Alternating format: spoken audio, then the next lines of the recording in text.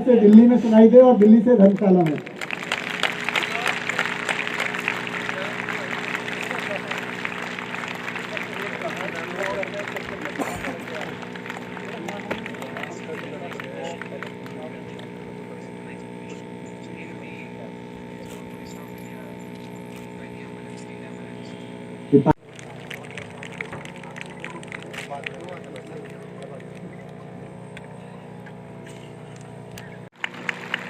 करतल ध्वनियां बजती रहनी चाहिए क्योंकि ये आपकी सबसे बड़ी वार्म अप एक्सरसाइज है।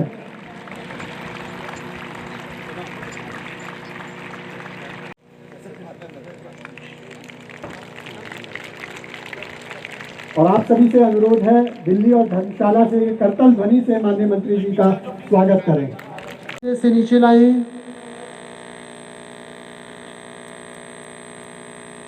फिर से ऊपर उठाएं।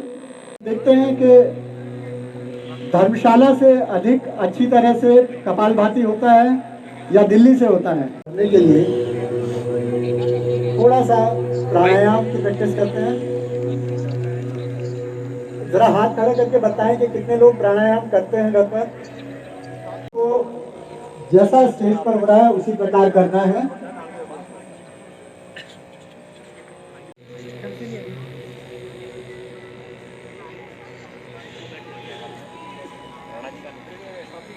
होने वाला है और उसके लिए हमें एनर्जी की जरूरत है।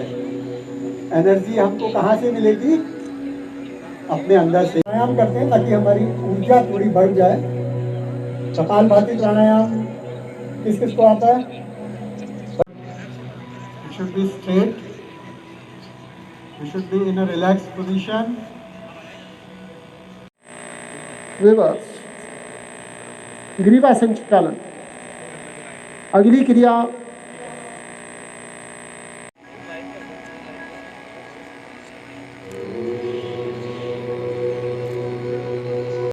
दिल्ली और धर्मशाला दोनों से।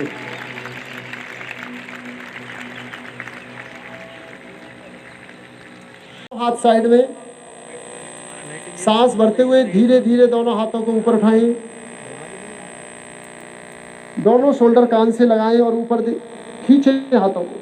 देरी हुई है, लेकिन 21 जून 2022 को जब न केवल भारत बल्कि दुनिया भर के देश योग दिवस मना रहे होंगे, क्योंकि आदरणीय प्रधानमंत्री नरेंद्र मोदी जी के 2014 के प्रयास कि 21 जून को अंतर्राष्ट्रीय युवा दिवस के रूप में मनाया जाए। पहली बार Modi ji United nation general assembly में गए थे और नरेंद्र मोदी जी ने वहां पर कहा था कि 21 जून को अंतर्राष्ट्रीय योग दिवस के रूप में मनाना चाहिए। मित्रों, एक नहीं बल्कि दुनिया भर के सभी देशों ने आम सहमति के साथ रेजोल्यूशन पास करते हुए कहा कि पूरी दुनिया 21 जून को योग दिवस के रूप में मनाएगी। पिछले कुछ वर्षों में आपने अनुभव किया होगा, ग्रामीण क्षेत्र हो या शहर, पार्क हो या फिर ऑफिस हो, जहां पर जिसको अवसर मिलता है वो योग करता है। योग के लिए कोई बड़ा मैदान नहीं चाहिए। आप तो यहां तक देखेंगे कि रेलवे में अगर आप किसी ट्रेन से सफर कर रहे हो तो वहां पर भी बहुत सारे लोग सुबह शाम के समय भी योग करते हैं। हवाई जहाज में आप कई बार सफर करें, लोग अपनी सीट पर सीट बेल्ट लगाकर भी बहुत सारी मुद्राएं ऐसी योग की हैं जिसको वहां पर कर लेते हैं। दुनिया भर में देखिए, बड़े बड़े शॉपिंग कॉम्प्लेक्स में भी अब योगा रूम बन गए। रेलवे स्टेशन और कई और जगह पर योगा के रूम बने। तो योग ने पूरी दुनिया में अपनी छाप छोड़ी। हम लोग आज़ादी का अमृत महोत्सव पूरे देश में मना रहे हैं। अब तक लगभग 25,000 से ज़्यादा कार्यक्रम अलग अलग मंत्रालय के अलग अलग लोगों ने किए। 15 अगस्त 2022 से लेकर 15 अगस्त 2023 तक ये कालखंड ऐसा रहेगा जहां पर आज़ादी के अमृत महोत्सव के कार्यक्रमों को हमें मनाना है, क्योंकि भारत इस वर्ष आज़ादी के 75 वर्ष मना रहा है। ये साल बहुत महत्वपूर्ण भी है। ये कार्यक्रम एक जागरूकता के लिए किया गया है आज, कि 21 जून के लिए हमने अपना समय आज से ही तय कर देना है। हमें खुद भी योगा करनी है और अगले कुछ दिनों तक 14 मई से लेकर 21 जून तक हमें इसको हर गांव, हर तहसील, हर पंचायत, हर जगह तक पहुंचाने का प्रयास करना है। क्योंकि इस बार का 21 जून का योग दिवस में भारत में ऐसा वातावरण होना चाहिए कि दुनिया के आज तक के सारे रिकॉर्ड योग के टूट जाएं, इतनी बड़ी संख्या में पूरा योग होना चाहिए। अगर मैं आज भी बात करूं, आज जो मुझे 3 बजे तक रिपोर्ट आई थी कि लगभग 744 जगह पर 744 जिलों में नेहरू युवा केंद्र के, जिसमें से 623 स्थानों पर अपने ऑफिसेस हैं, वहाँ पर 4,862 एक्टिविटीज़ हुई हैं।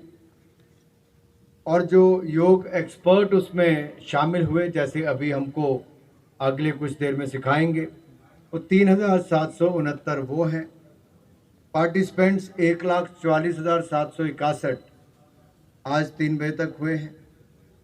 फेसबुक, ट्विटर, इंस्टाग्राम, ये सब का भी अगर मैं दूं तो लाखों लोगों तक इसका आउटरीच हुआ है। लेकिन ये एक दिन के चंद कुछ घंटों में हमने ये करके दिखाया। 140 करोड़ के भारत में बहुत बड़ी ताकत है। योग से रोजगार के अवसर भी मिले हैं। योग से मानसिक और शारीरिक तौर पर स्वस्थ रहने का एक नई शुरुआत भी हुई है।